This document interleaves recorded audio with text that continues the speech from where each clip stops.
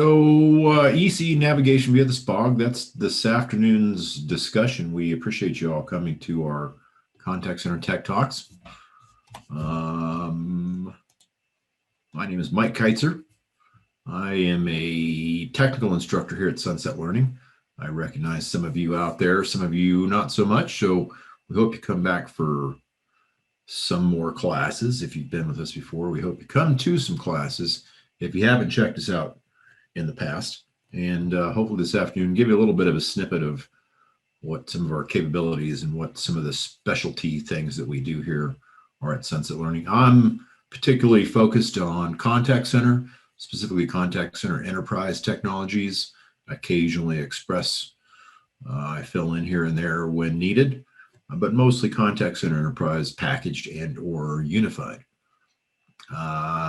With that, hand in hand goes, of course, enterprise chat and email. We here at Sunset have actually developed the last two courses for Cisco on ECE. What you're seeing today is a snippet of some of the stuff out of the version 12 curriculum. And that's a pretty doggone new course that actually just came out this year. I don't even think it's officially probably advertised from Cisco yet. They're still working on a couple of things out on their end with getting tests and information and whatnot. So bit of a precursor, but if you've spent any time with ECE at all, you've probably, might as well be honest, bang your head against the wall a couple times wondering what you're doing overall. And I'd like to say for our ECE class that if you give us 4 days, which is how long the class is, we can give you back those 4 days in sheer, maybe agony, frustration, just making things work overall within a short amount of time, right? So if you come take class from us, you're going to more than get back that just time spent on the product. And it's not that anything's too complex. I think a lot of the complexity with ECE actually comes in the form of terminology and just getting used to doing stuff a slightly different way than maybe the historic Cisco CCE way. So that's my story. I'm sticking to it. Regardless, what I wanted to show you today was just some basic navigation of ECE via the SPOG. If you've spent some time in ECE before using the classic interface that we'll talk about, moving to the SPOG, you might kind of go, where is stuff? How do I navigate your way around here? So I think in kind of short order, I can give you a bit of heads up on how that works, especially if you have some previous knowledge on ECE navigation in the previous interface. If not, then, take it all in and maybe you'll learn something or two about ECE. So what are we going to talk about today? Just an quick overview of what the different partitions are, where you can log into with ECE historically and with the new interface, which we'll show you. The SPOG, of course, being the single pane of glass. That's a administrative interface in the packaged world that you don't have in the unified world. And we'll show you two different, levels of navigation of ECE in the SPOG. One's called the partition navigation menu structure. The other one is a department-based navigation structure within the SPOG. We'll point those out to you. And we'll finish it up with importing CCE objects into ECE. We won't give you the full heads up on how everything works out there, but we'll at least show you how to navigate your way around and how to get stuff to show up actually in ECE that you've configured in CCE. And at the end of this, you better hang around because as we told you this morning, we will tell you how to win a new car with our Sunset marketing promotion. Those two things may or may not go hand in hand, but we'll see when we get there. All right, so ECE navigation via the SPOG. Quick overview. This is one of the diagrams that we use in our ECE course, where we show you basically how ECE fits together with each other and how everything goes together overall. And part of your navigation is really to not navigate all these servers separately, but navigate really administratively all these servers as one. And you end up spending time navigating and figuring things like services that run on the services server, and web services that you use for things like chat, et cetera, et cetera. So come back to class, this diagram will all make sense to you at the end of the week. And one of the things that we talk about, the class is really kind of almost two classes in one. There's really a 1 day deployment piece of the course. And then the other 3 days are really more of the administrative piece of the course. The deployment piece of the course is good, even if you don't deploy it. Really shows you about how things go together and shows you when you install ECE, one of the things that you end up installing or declaring in your installation is a name for this thing called partition 0, another name for this thing called partition 1, highlighted here on this diagram. And partition 0 and partition 1, this is a database partition thing, really. When you log into ECE, you might say there's kind of two different administrative interfaces, almost like CUIC has an OAMP interface and an admin interface, two different places you're logging in. ECE is very similar to that. Historically, what we've done in partition 0 as really a systems administrator, we've gone in there and activated a bunch of services in our hosts and did really a bunch of what I'd call day one housekeeping slash administrative functions to get the whole thing more or less up and talking with CCE. And then on really a day 2 or a regular administrative process, what you end up doing is mostly logging into partition 1. That's really where most of your moves, adds, and changes are going to happen historically within ECE. So those are two different historical partitions. They actually had two different distinct URLs you could use. There was actually one URL that showed up somewhere along the way. This URL at the bottom of the page here. If you go to just the default URL extension with the FQDN of your web server, you'd get this page, which would pop up two consoles. And depending on which console you clicked on, you'd either log into partition 0 or partition 1. There's actually two different usernames and passwords that we used for partition 0 and partition 1, which we're taking a look at here actually on the next page as well. We had this user by the name of SA, or system administrator username, that was defined at setup, that we used to log into partition 0, or what we'd call the system partition. System partition had its own distinct URL we could use to get to, similar to what we call the business partition, or partition 1 had its own partition name, right? And 1 by default was named system, was the system partition. I guess that's why they called it that. And the default business partition was named default. I don't care for the default things named default, but what the heck else are you going to name them, I suppose? So there's one default thing named default. So we used an SA account to log into the system partition. We used this thing called a PA account, or partition administrator account, to log into the business partition. These are just the two default usernames that the system provided out of the box. Remember, this system was OEM'd, or is OEM, from a company by the name of eGain. So that's what the eGain engineers by default out of the box threw at you. And we came to learn that this business partition, which is where all of our stuff goes on a regular basis, could be divided up into departments for line of business considerations. And departments is another topic we'll actually have a discussion on tomorrow afternoon. We actually could go a little bit deeper into departments for packaged and ECE between 2 and 3 Mountain Time. So tune into that if you're around. So bottom line, old school, two different interfaces. If I took a look at these two different interfaces, what I'd see is the following. Here I'm logged into partition 0, the system partition. I'm logged in as the SA account, or trying to log in as the SA account, whatever that password was. I saw this historic lightning bolt looking thing over here that was the same for both partition 0 and partition 1. So I couldn't really tell by the background where I was logging in. Had to tell by the username that worked, and I had to tell by the fact of when I logged into the system partition, I only got two consoles, the administration console and the system console.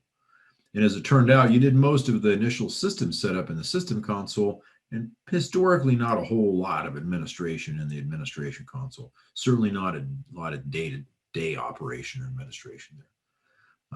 We had a default URL that got redirected to a much longer URL. Notice at the end of that, there's partition 0. And again, this SA account we're using was defined when we actually ran setup. However, logged in as the partition administrator to the partition 1 partition, slightly different URL. What I noticed when I got in there is historically I had 6 consoles to mess around with: administration, system. Some of these consoles are still in use, actually in version 12.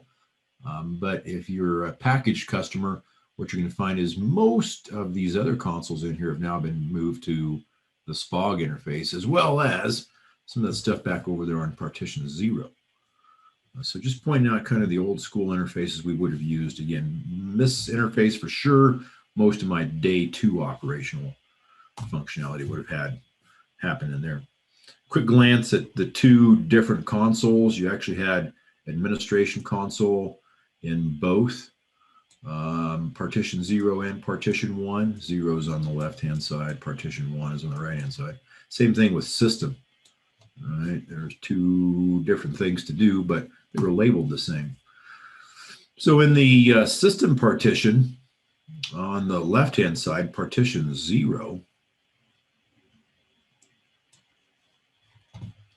Sorry, my mouse keeps wandering away from me here. Partition 0, by default, named the system partition.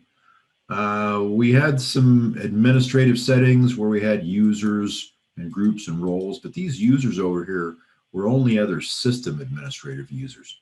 They certainly were not ECE users. So again, we certainly didn't spend a whole lot of time usually doing administration over here. We did spend a lot of time in partition 1 doing administration.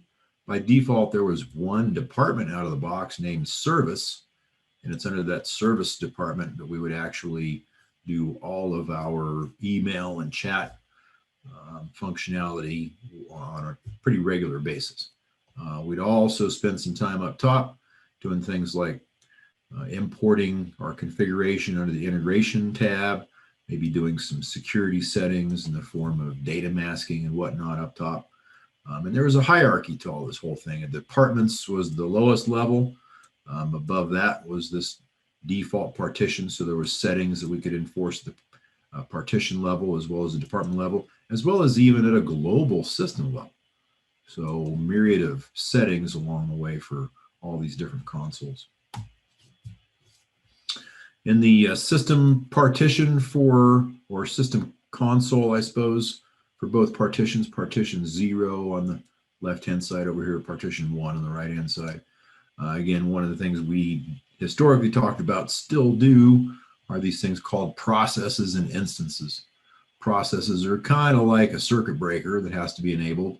The circuit breaker can only be enabled, you might say, at partition 0 level, versus a light switch, right? If you think about an apartment building is a good analogy here. An apartment building, you might have an ability to turn on and off the light switch in your particular apartment, but unless you got the keys, you probably don't have access to the circuit breaker that's maybe in the basement of the building, right? If the circuit breaker needs to be tripped, somebody else maybe has to do that for a portion of the building. I don't know. Could just a cheesy analogy here. So at the system level, you can turn off both the circuit breakers and the light switches. But at a day 2 administrative perspective, really at the tenant level, or what we'll call the department level, we would only have an ability to turn on and off things like light switches. And again, these are just cheesy analogies here for some terms in ECE called processes versus instances. We'd spend more time talking about that in the real ECE class. All right, sounds good. We took a look just at that old school interface historically that we used for administration, both system-wise and day 2 administratively. Now time to take a look at what's going on over here in the SPOG. If you've not looked at the SPOG before, again, SPOG, single pane of glass.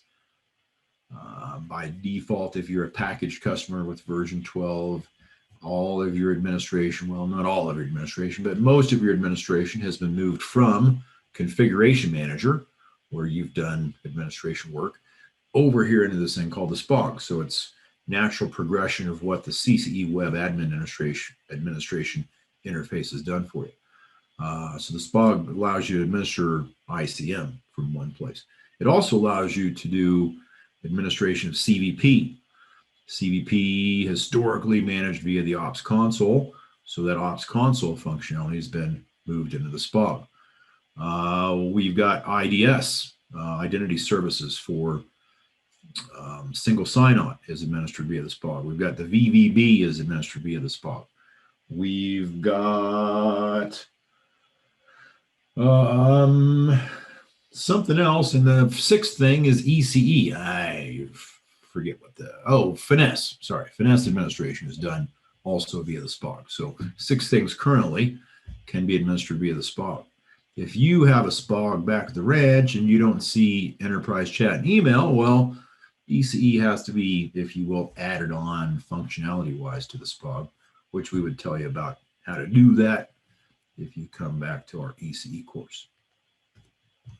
But let's take a look at what happens if you were to log into the SPOG and if you were to select the ECE card, enterprise chat and email, bring you up to a new screen. And the first thing you would actually be faced with is figuring out where you are and how do you get to where you used to get to. Well, one thing to notice initially here, we're kind of showing you a partial snippet of what you would see when you log in to enterprise chat and email. You get a new screen, and the first thing would be staring you right in the face, right in the middle of the screen, is you have an ability to either select this thing called partition or select this thing called service. Well, we're going to start off here with partition, and what I'm going to tell you is that selecting partition is a little bit like selecting your partition 0 as the SA user, along with a little bit of being able to select partition 1. So selecting partition gives you some system admin, system access, as well as really some global settings for the whole environment, like you might see actually at the partition 1 level, historically speaking. And I'd like you to also remember that service is the default name for a department. So what you really end up seeing here when you log into ECE is you can either go into partition, which is going to give you a whole bunch of global settings, which we'll talk about here in 1 second, or you're actually going to see an ability to select one or more departments. If you only have one department configured named service, that's all you're going to see. If you've created a sales department and a support department, an XYZ department, PDQ department, those departments would all show up here as independent objects. So let's take a closer look at all that stuff. Starting off at the partition level, I'm going to go quickly through some of these. If you've got some questions along the way, shout them out. Don't hesitate to ask. Of course, in the real course, we'd spend a lot more time talking about all these individually. So I'm starting off at the partition level that you can see with ECE. I've got selected over here. And one of the first items you would encounter as well when you select partition here is you would say, well, there's navigation tabs, if you will, on the right-hand side of the screen, and there's navigation objects or tabs on the left-hand side of the screen. Which one do I go with? You want to go with the navigation objects on the upper right-hand side of the screen, which will then change the objects you're going to see on the left-hand side of the screen.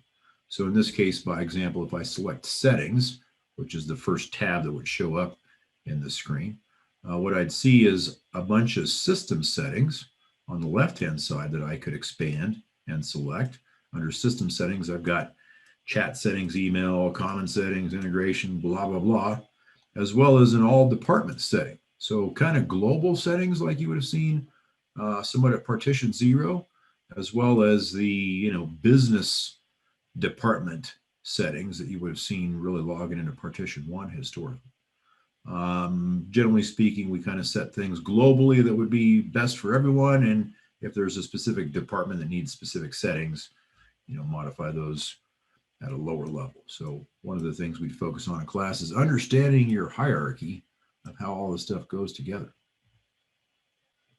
Security tab, we would see at a global level ways to enable things like data masking. Data masking is not passing sensitive data back and forth in a chat session or email, by example. A good example is your credit card number. Other things like CORS, cross-origin resource sharing, sharing between systems, kind of goes a little bit hand in hand with rich text content policy. Attachments, what sizes to allow and block. Some other things regarding single sign-on, which we talk about also in that ECE class. One of the prerequisites, part of getting single sign-on is one of the prerequisites to getting ECE involved in the SPOG is to configure a portion of single sign-on. We'd also see we're still at the partition level. So at the partition level, if now we would select services, we would see on the left-hand side all of our services, but broken out either by instances or processes. So this is, again, very much like logging onto the system partition 0, and being able to start not only processes as well as instances. And all of our instances of processes are things like EAAS and EAMS, and what the heck do all those things mean? Well, they all go hand in hand with that diagram we showed you. A bunch of different processes talk to each other via these things called instances or processes over here in ECE land. By the way, one of the things that's unique to version 12, the listener service has been now renamed the EAMS instance or process, in case you were wondering. Integration is a place that we would have kind of seen actually logging into partition 1 back in the day.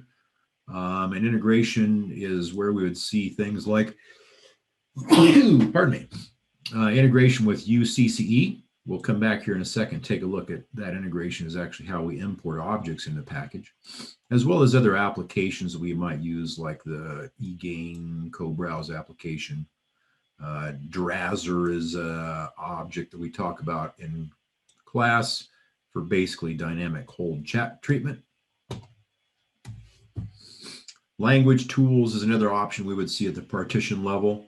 And what this specifies is what languages by default are available for the login page, which languages by default set up as the default language. At the department level, we also are going to encounter languages that are for dictionary purposes. Business objects, here's another kind of confusing thing about ECE that you may not understand, but if you come to class, we'll help you to get that right in your mind. Business objects, kind of a fancy word really for variables, if you ask me. And business objects are a way to categorize things. We can do a lot of different things with macros and things that we would talk about in class that would help to automate really the customer service representative's experience along the way.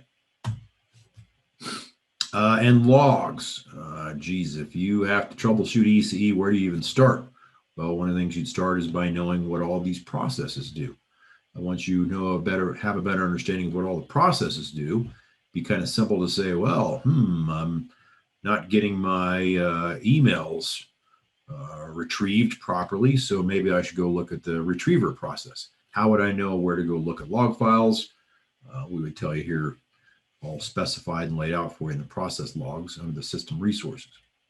More information in the ECE course, of course, which we're telling you right here you should take, apparently. We'd also kind of leave you with, at the system partition level, a good console help screen that actually shows up in the browser. It's got actually a lot of really good useful information. I would give eGain generally good props for good documentation of most of their stuff. So pretty happy with that. All right, at the department level, which is probably more of where you'd actually spend more of your day 2 life with ECE, let's remember that the default department out of the box is a department named service. So you're not bothered by that, but if you open up ECE and you open up this list and saw more than just partition and service, well, everything you're seeing here are all a bunch of different departments, which we'll discuss what the heck a department actually is here in 1 second.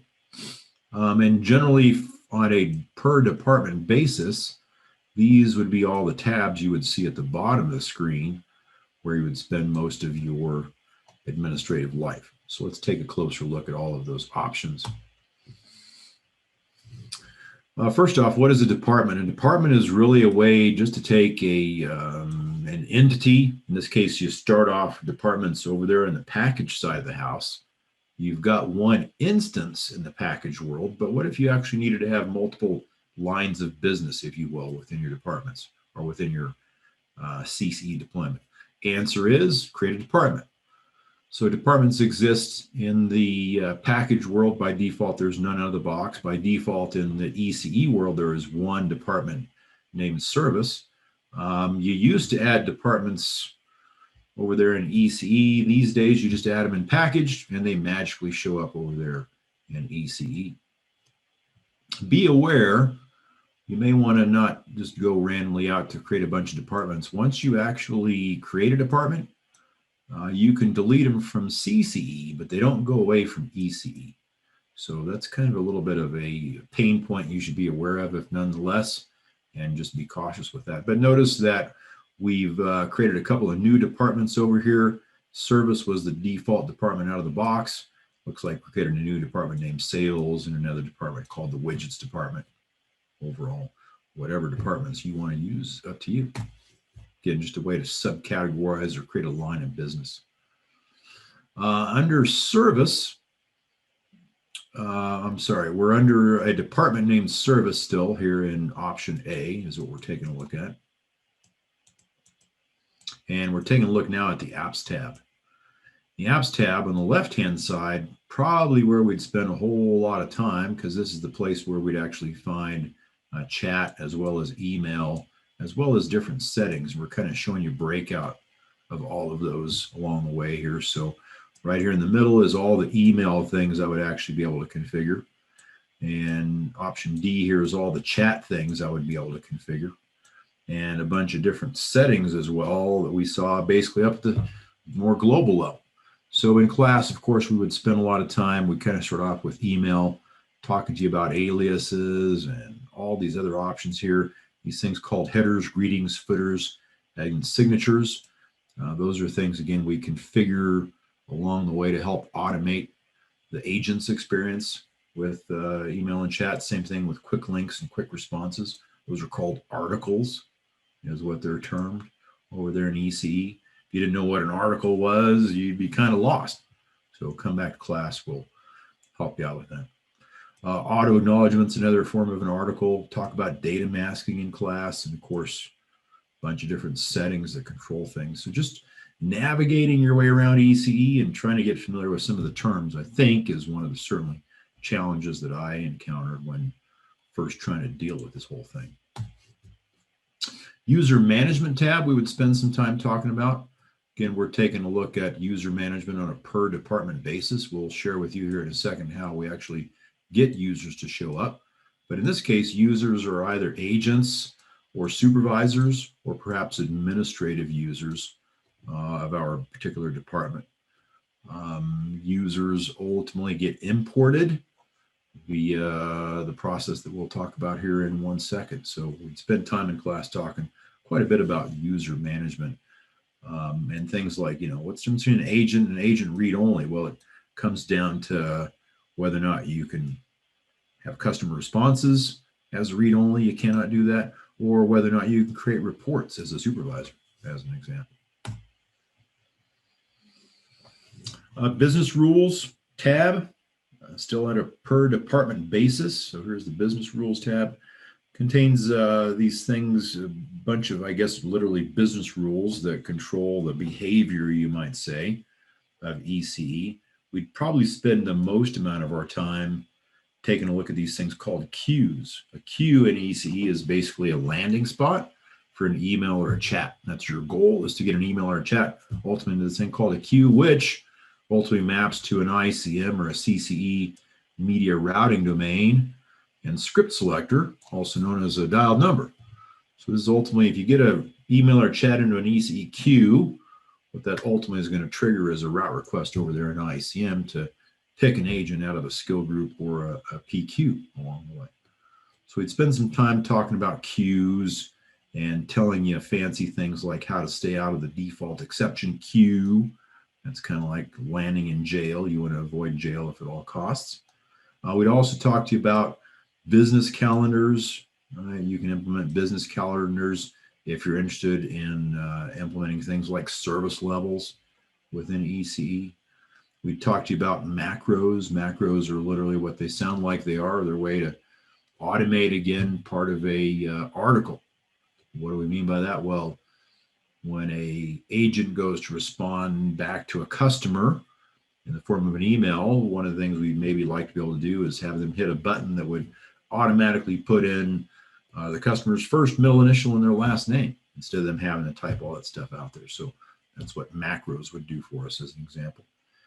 We also talked to you about ways to track events within ECE using codes and classifications, categories or resolution codes, transfer codes, not ready reason codes. A lot of these different codes actually map up over there to the CCE side of the house. So making sure that is working administratively correctly, probably key to things like reporting and whatnot. I've got a language tools tab within the department level. And again, this is really used for things like spell check. Overall, you might have some crazy acronyms that you use that you need to add to the dictionary. So if you need to do any kind of dictionary management on really a per department basis, you would actually do that within the language tools here at the department level. Data adapters we would talk about as well. Data adapters allow you to connect up with ECE to other stuff, other forms of data. You got a couple of different types of links you can use, an HTML link, XML, Java, JDBC, some kind of WSDL connection over there. And again, this is all in the name of trying to get more data from some other external entity sucked into ECE. By example, pull in customer record information if you know who the chat person is on the other side of the connection. And screen attributes, this is a place where we can go in and kind of customize what actually the agent's going to see when they log into ECE, as far as what's available to them as data that comes along with the chat or with the email. Business Objects tab. I know you're not supposed to remember all that stuff, but it's possible that maybe what we've done has helped you a little bit, at least with the two different levels of administrative functionality within there. The last thing you would ultimately be doing is trying to make ECE, of course, work. And that's in no uncertain terms, no small feat.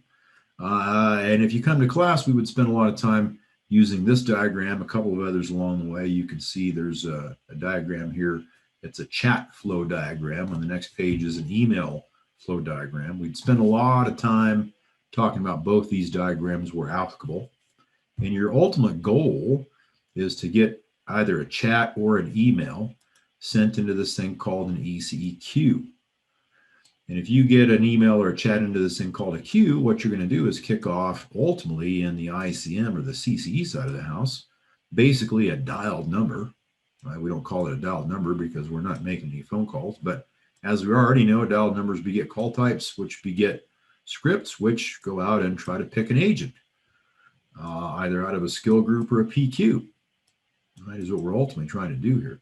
And along the way, we'd have to tell you about chat entry points and how to configure those and how to actually get the customer connecting up to some kind of web page and that web page connecting up to some entry point. So a lot of back end stuff we'd actually talk about in class, make this whole thing work.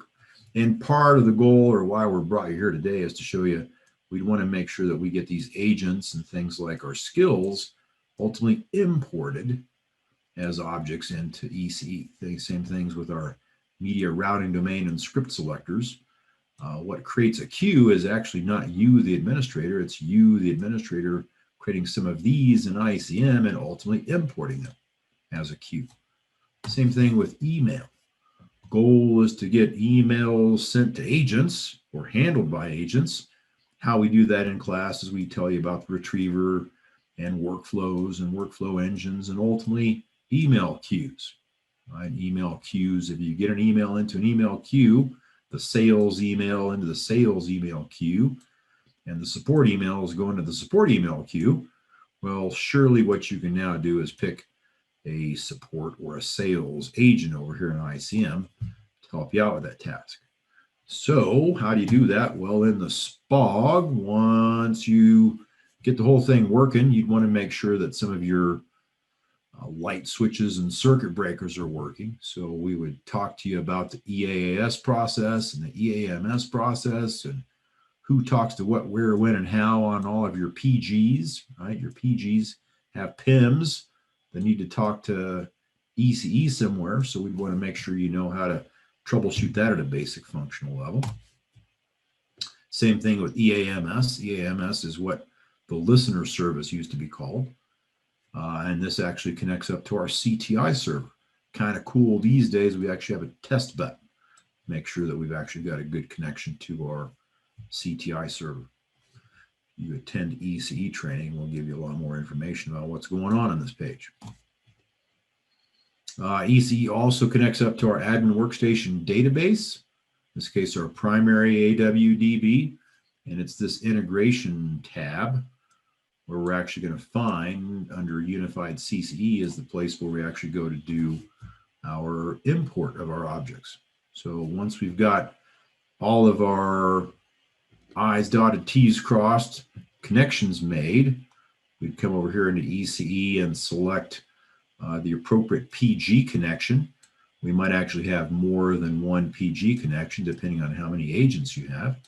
And we'd pick the import button. Import button would allow us to import things like our queues, which come in the form of a media routing domain and a script selector, formerly known as a dialed number. We could also pick users.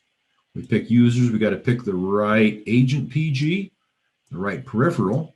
We can import users into our departments. We'd also be able to pick and import skill groups. This is actually a kind of a bigger breakout showing you that we're importing MRDs and script selectors. And these come from ICM, and they get imported as ECE queues, is what you're really doing. And remember, we said, hey, if you can get an email or chat into a queue, what you're ultimately going to do is kick off an ICM script, is what you're going to do. So that's kind of cool. Users show up as users on a per department basis, is what we're showing on this screen, right? So we import users. We actually have to pick a department where we want our users to show up in. If you've got users that are in the wrong department, delete them from ECE, go in there and do a re-import. You can add them to a different department.